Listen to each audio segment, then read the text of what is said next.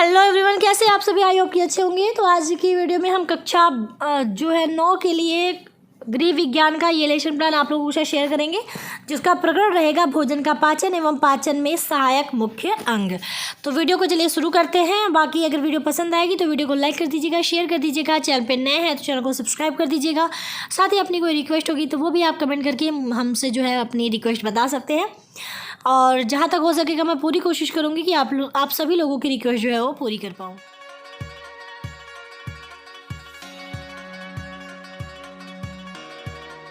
तो यहाँ पे देखिए, सबसे पहले आप लोग दिनांक कक्षा 9 लिख दीजिएगा। दिनांक अपने हिसाब से जो होगा वो लिख लीजिएगा। विद्यालय जो अपने विद्यालय का नाम लिख लीजिएगा। विषय गृह विज्ञान रहेगा। कालांश जो भी आपका होगा, पहला, दूसरा, तीसरा, चौथा, पाँचवा जो भी होगा उसको लिख लीजिएगा। जैसे एग्जाम्पल के तौर पर यहाँ 5वां लिखा है। अवधि जो है 35 मिनट की यहाँ पे रखी है। जो भी आपका अवधि होगा क्लास का वो आप यहाँ पे लिख लीजिएगा।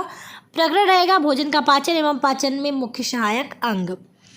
तो यहाँ पे समान उद्देश्य जो है सबसे पहले हम वो देखेंगे। तो यहाँ पे 4 समान उद्देश्य हैं। पहला है छात्राओं को शरीर के विभिन्न अंगों का ज्ञान देकर उनकी क्रियाओं से परिचित कराना।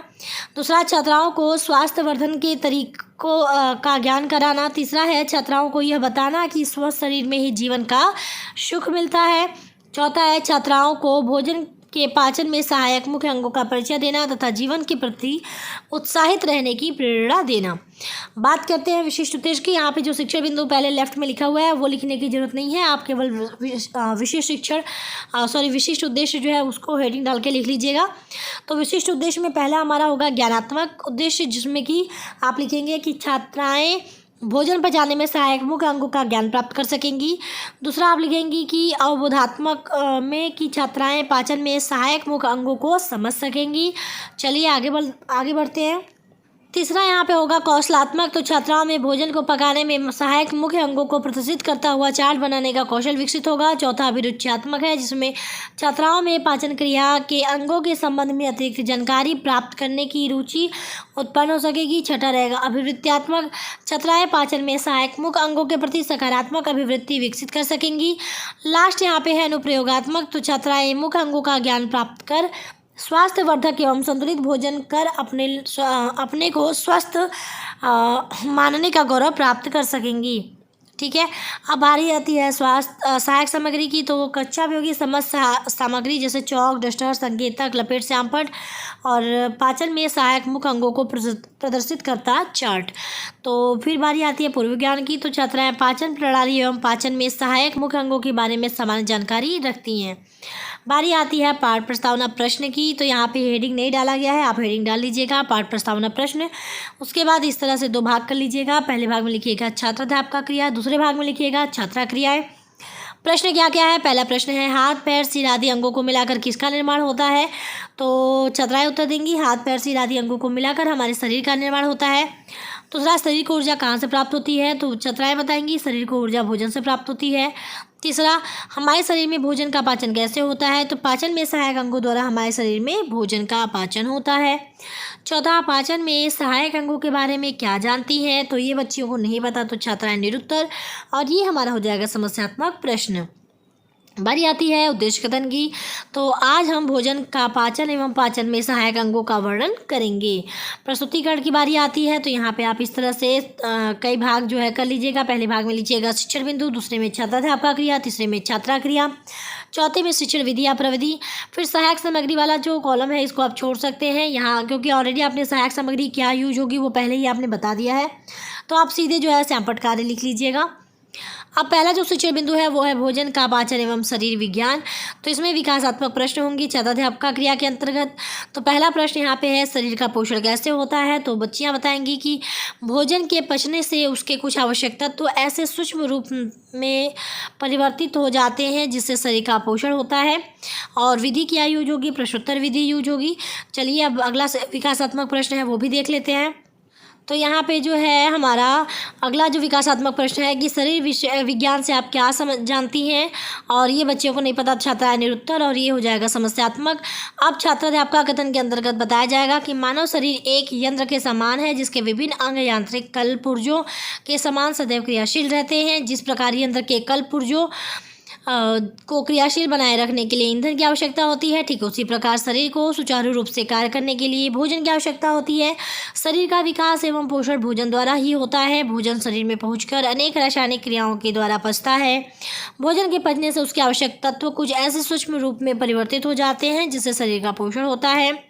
अतएव भोजन के निम्नलिखित प्रयोजनों को ध्यान में रखते हुए भोजन ग्रहण करना चाहिए। अब ये प्रयोजन क्या है? तो भोजन के प्रयोजन है, पहला शरीर एवं शक्ति प्रदान करना, दूसरा शरीर की कोशिकाओं तथा तंतुओं का निर्माण एवं मरम्मत करना, तीसरा शरीर की वृद्धि करना, चौथा शरीर में रोग प्रतिरोधक क्षमता को उत्पन्न करना। छात्रा क्रिया में देखते चलते हैं तो छात्राएं ध्यानपूर्वक सुनेंगी। विधि में व्याख्यान विधि और सैंपट कार्य पे जो भी इंपॉर्टेंट चीज़ें अभी इस छात्राध्यापक कथन के अंतर्गत बताई गई हैं वो आप लिख लीजिएगा। जैसे भोजन कैसे पचता है, तो रासायनिक क्रियाओं द्वारा पचता है, और भोजन के प्रयोजन क्या है, वो सारी चीज़ें यहाँ पर लिखी गई हैं, तो वो सारी चीज़ें आप लिख लीजिएगा। चलिए अब हम चलते हैं अगले पेज पे। अब यहाँ पे हम पिछले जो हमारे छात्राध्यापक का कथन था उसको आगे पढ़ाते हुए उसी में लिखेंगे कि इस प्रकार सर्वोत्तम भोजन वही होता है जो शरीर को अधिकतम शक्ति व गर्मी प्रदान करे।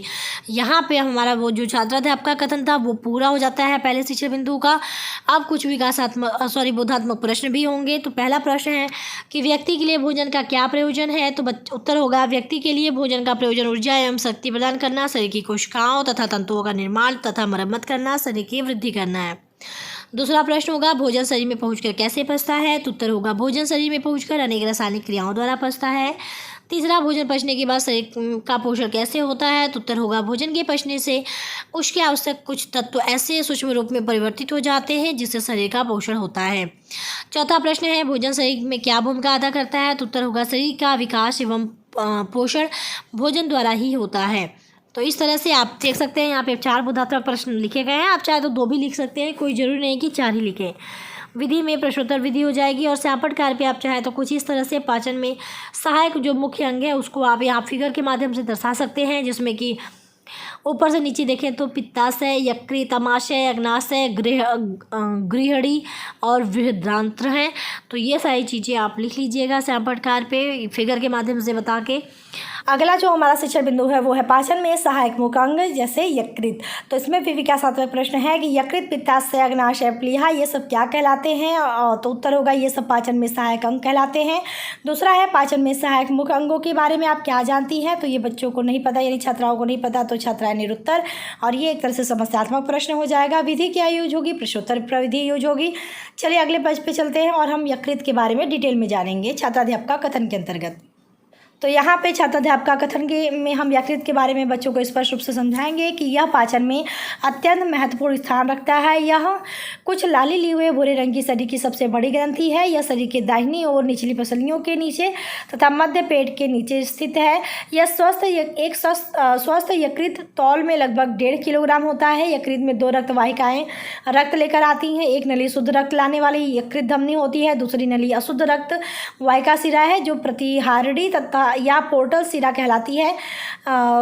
यकृत धमनी तथा प्रतिहारडी सिरा दोनों का रक्त यकृत में आकर मिल जाता है। यकृत से एक और नली भी बाहर जाती है जिसे पित्त नली कहते हैं। यह पित्त कुछ हरे पीले रंग का पाचक द्रव्य होता है जो यकृत में ही तैयार होता है। यकृत की कोशिकाओं में से होकर जब रक्त कोशिकाएं गुजरती हैं तब ये कोशिकाएं उनमें से पित्ती पदार्थ को खींच लेती हैं। यह पित्त असंख्य छोटी छोटी नलिकाएं द्वारा, जिनको यकृत नलिकाएं कहते हैं, यकृत वाहिनी के द्वारा पित्त यकृत के पास में ही स्थित पित्त की थैली या पित्ताशय में संचित किया जाता है। यह पित्त की नली आवश्यकतानुसार पित्त को गृहिणी में भी पहुंचाती है। अब छात्रा क्रिया में छात्राएं ध्यानपूर्वक सुनेंगी। अभी देखिए हम छात्राध्यापक की जो क्रिया है या कथन है उसको हम अगले पेज पे और चलेंगे, यानी इस शिक्षण बिंदु का भी और कुछ पार्ट बचा हुआ है जिसको अगले पेज पे देखेंगे। लेकिन उससे पहले छात्रा क्रिया में छात्राएं ध्यानपूर्वक सुनेंगी। विधि में व्याख्यान विधि, साथ ही यकृत में जो इंपॉर्टेंट चीज़ें थी उसका वेट, उससे कितनी वाहिकाएं निकलती है, रक्त वाहिकाएं, वो सारी चीज़ें यहाँ पे लिखी गई हैं जो भी आपने अभी छात्राध्यापक कथन के अंतर्गत देखी है। तो उसको यहाँ पे लिख लीजिएगा सैंपट क्रिया के अंतर्गत। चलिए अब हम अगले पेज पे चलते हैं और इसको भी कंप्लीट करते हैं। अब बारी आती है बोधात्मक प्रश्न की। तो पहला है यकृत का मुख्य कार्य क्या होता है? तो उत्तर होगा यकृत का मुख्य कार्य पित्त बनाना है। दूसरा, यकृत शरीर में कहाँ स्थित है? तो उत्तर होगा यकृत शरीर के दाहिनी ओर निचली पसलियों के पीछे तथा मध्य पेट के ठीक नीचे स्थित है। तीसरा है यकृत धमनी का क्या कार्य करती है? तो यकृत धमनी एक नली होती है जो शुद्ध रक्त लाने वाली होती है। चौथा, अशुद्ध रक्तवाहिका शिरा को क्या कहा जाता है? तो अशुद्ध रक्तवाहिका शिरा को प्रतिहारी या पोर्टल शिरा कहते हैं। विधि में क्या होगा? प्रश्नोत्तर प्रविधि। अब बारी आती है पित्ताशय। अगले शिक्षण बिंदु जो हमारा है पित्ताशय, तो इसमें भी विकासात्मक प्रश्न होंगे।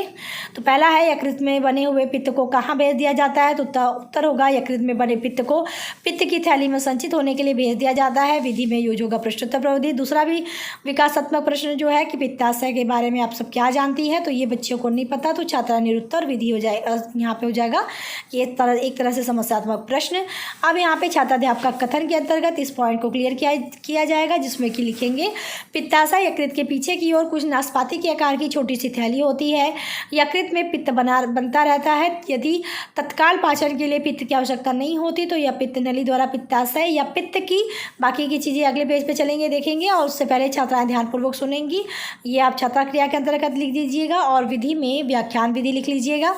चलिए अब अगले पेज पे चलते हैं और इसको भी पूरा करते हैं। अब यहाँ पे हम अगले पेज पे आ चुके हैं, जहाँ पे उस पीछे वाले पॉइंट को आगे बढ़ाते हुए लिखेंगे कि थैली में संचित होने के लिए भेज दिया जाता है। आवश्यकता पड़ने पर इसे पित्तवाहिनी के द्वारा ग्रहणी में भेज दिया जाता है।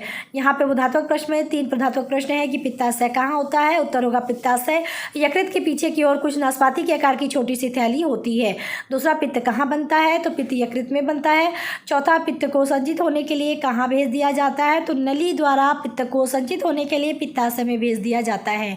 विधि में प्रश्नोत्तर विधि होगा। श्यामपट्ट कार्य पे कुछ इस तरह से पित्ताशय का फिगर बना के आप लोग पित्ताशय के बारे में सारी चीज़ें लिख लीजिएगा। अब बारी आती है अगले शिक्षण बिंदु की, जो है हमारा अग्नाशय। तो विकासात्मक प्रश्न में पहला होगा कि अमाशय के ठीक पीछे उदर की पिछली दीवार से सटी हुई कौन सी ग्रंथि होती है? तो उत्तर होगा अमाशय के ठीक पीछे उदर की पिछली दीवार से सटी हुई अग्नाशय या क्लोम नामक बड़ी ग्रंथि होती है। दूसरा, अग्नाशय या क्लोम के विषय में आप क्या जानती हैं? तो ये बच्चों को नहीं पता, तो छात्रा निरुत्तर, और ये एक तरह से हमारा समस्यात्मक प्रश्न हो जाएगा। और विधि क्या यूज होगी? प्रश्नोत्तर विधि। अब यहाँ छात्राध्यापक कथन के अंतर्गत इसके बारे में बताया जाएगा कि अमाशय के ठीक पीछे उदर की पिछली दीवार से सटी हुई अग्नाशय या क्लोम नामक बड़ी ग्रंथि होती है। यह ग्रहणी से प्लीहा तक फैली होती है। इसका दाहिना सिरा जो ग्रहणी, बाकी की चीज़ अगले पेज पे, लेकिन उससे पहले छात्रा क्रिया में छात्राएं ध्यानपूर्वक सुनेंगी। विधि में व्याख्यान विधि होगा। यहाँ पे अगले पेज पे हम आ चुके हैं और पीछे वाली लाइन को आगे बढ़ाते हुए लिखेंगे कि ओर होता है चौड़ा तथा बायां भाग जो प्लीहा की ओर होता है पतला होता है। यह लगभग 16 सेंटीमीटर लंबी व 4 सेंटीमीटर चौड़ी होती है। इसका आकार पिस्तौल की तरह होता है तथा इसके ऊपर इसका आकार पिस्तौल की तरह होता है और इसके ऊपर सहतूत की भांति छोटे छोटे उभार रहते हैं तथा इसका रंग मटमैला होता है। भोजन के पाचन में अग्नाशय का बहुत महत्वपूर्ण स्थान है। इसमें अग्नाशय स्राव द्वारा तैयार होता रहता है और अग्नाशय वाहिनी द्वारा ग्रहणी तक पहुंचता है। अग्नाशय स्राव के अतिरिक्त अग्नाशय में एक स्राव इंसुलिन भी पैदा होता है। इस स्राव को रक्त अपने में शोषित कर लेता है। रक्त में पहुंचकर यह तंतुओं को चलाने की क्रिया में सहायता देता है और उदर में उपस्थित श्वेत सार पदार्थ को व्यय करने में मदद करता है। श्वेत सार पदार्थ रक्त में संचित होने के बाद मूत्र के साथ बाहर निकलने लगता है। इस दशा को मधुमेह रोग कहते हैं। यहाँ पे जो है श्यामपट्ट कार्य पे कुछ इस तरह से अग्नाशय का फिगर बना के उसके बारे में सारी चीज़ें लिख लीजिएगा, और जैसे कि इसकी लंबाई चौड़ाई क्या है, इसके आकार कैसा होता है, रंग कैसा होता है, जो कि अभी आपने छात्राध्यापक कथन के अंतर्गत देखा। बोधात्मक प्रश्न की बात करें तो अग्नाशय में कौन से स्राव उत्पन्न होते हैं? तो अग्नाशय में अग्नाशय के अतिरिक्त एक स्राव इंसुलिन भी पैदा होता है। दूसरा प्रश्न है कि अग्नाशय ग्रंथि का आकार किसकी तरह होता है? तो अग्नाशय ग्रंथि का आकार पिस्तौल की तरह होता है। विधि क्या यूज होगी? प्रश्नोत्तर विधि। चलिए आगे बढ़ते हैं। यहाँ पे हम अगले पेज पे आ चुके हैं। तो यहाँ पे तीसरा प्रश्न है कि अग्नाशय शरीर में कहाँ स्थित है? तो अमाशय के ठीक पीछे उदर की पिछली दीवार से सटी हुई अग्नाशय या क्लोम नामक बड़ी ग्रंथि है। यह ग्रहणी से प्लीहा तक फैली होती है। चौथा, भोजन के पाचन में अग्नाशय का क्या स्थान है? तो भोजन के पाचन में अग्नाशय का बहुत महत्वपूर्ण स्थान है। इसमें अग्नाशय स्राव तैयार होता है और अग्नाशय द्वारा ग्रहणी तक पहुँचता है। फिर अगला हमारा शिक्षा बिंदु है प्लीहा। तो यहाँ पे भी हमारा जो विकासात्मक प्रश्न है उसमें है कि तिल्ली किसे कहते हैं? तो प्लीहा को तिल्ली भी कहते हैं। दूसरा, प्लीहा के विषय में आप सब क्या जानती है, तो छात्रा निरुत्तर, और ये हमारा हो जाएगा समस्यात्मक प्रश्न और विधि यूज होगी प्रश्नोत्तर विधि। अब छात्राध्यापक कथन के अंतर्गत लिखेंगे कि प्लीहा को तिल्ली भी कहते हैं। इस ग्रंथ का भी पाचन में अत्यंत प्रभाव पड़ता है। यह बैगनी रंग की एक पीली सी ग्रंथि होती है जिसका आकार सेम के बीज जैसा होता है। इसका कार्य आवश्यकता पड़ने पर आमाशय व आंतों को रक्त प्रदान करना है। रक्त देते समय यह कुछ सिकुड़ जाती है। यह पाचन क्रिया पूर्ण होकर आंतों में पहुंच जाती है, तब यह फैलकर पूर्ववत हो जाती है। छात्रा क्रिया में छात्रा ध्यानपूर्वक सुनेंगी। विधि में व्याख्यान विधि और प्लीहा के बारे में सामपटकार पे जो भी इंपॉर्टेंट चीज़ें अभी मैंने छात्राध्यापक के कथन के अंतर्गत बताई वो आप लिख लीजिएगा। बाकी ये छात्राध्यापक कथन को हम अगले पेज पे चलिए और कंप्लीट करते हैं जो भी चीज़ें बची हुई हैं। तो अब हमारा जो है जो बचा हुआ है वो है बोधात्मक प्रश्न। तो छात्राध्यापक कथन के अंतर्गत बोधात्मक प्रश्न में आप पहला प्रश्न लिखेंगे कि तिल्ली की आकृति एवं रंग कैसा होता है। तो उत्तर होगा तिल्ली की आकार सेम के बीज जैसा होता है तथा यह बैगनी रंग की एक पिलपिली सी ग्रंथि होती है। दूसरा, प्लीहा का मुख्य कार्य क्या है। तो प्लीहा का मुख्य कार्य आमाशय व आंतों को रक्त प्रदान करना है। तीसरा, यह कब सिकुड़ जाती है। तो रक्त देते समय यह सिकुड़ जाती है। चौथा, प्लीहा अपनी पूर्व स्थिति में कब आती है। तो जब पाचन क्रिया पूर्ण होकर आंतों में पहुंच जाती है तब यह फैलकर पूर्व स्थिति में हो जाती है। विधि में प्रश्नोत्तर विधि होगा। इस तरह से आप अपना ये पाठ प्रस्तुतिकरण पूरा कर सकते हैं। फिर बारी आती है मूल्यांकन प्रश्न की। तो यहाँ पे दीर्घ उत्तरीय प्रश्न में पहला है कि शरीर में पाचन अंगों का नामक चित्र बनाइए तथा यकृत के कार्य का वर्णन कीजिए। इसमें फिर लघु उत्तरीय प्रश्न में 5 प्रश्न है कि व्यक्ति के लिए भोजन का क्या प्रयोजन है। दूसरा, आमाशय में भोजन के कौन कौन से तत्वों का पाचन होता है। तीसरा, यकृत का भोजन के पाचन में क्या योगदान है। चौथा, प्लीहा की आकृति व कार्य बताइए। पांचवा, अग्नाशय में कौन सा स्त्राव उत्पन्न होता है। वस्तुनिष्ठ प्रश्न में रिक्त स्थानों की पूर्ति है जिसमें कि पहला है यकृत डैश रंग की ग्रंथि होती है। दूसरा है पित्त यकृत के पास में ही स्थित डैश में सज्जित किया जाता है। तीसरा, आमाशय का आकार डैश होता है। चौथा, क्लोम ग्रंथि ग्रहणी से डैश तक फैली होती है। गृहकार में पाचन प्रणाली का चित्र बनाकर विभिन्न अंगों के नाम लिखिए। यहाँ पे जो मूल्यांकन प्रश्न है उसमें आप 2-3 प्रश्न नॉर्मली भी रख सकते हैं, चाहे वो लघु रख लीजिए चाहे वो रिक्त स्थानों रख लीजिए, जरूरी नहीं कि आप सब लिखिए। इस तरह से जो है अपना कंप्लीट आप ये लेसन पूरा कर सकते हैं। आई होप कि आपको इससे काफ़ी हेल्प मिले। तो चलिए मिलते हैं नेक्स्ट वीडियो में, तब तक के लिए टेक केयर, बाय बाय, जय हिंद।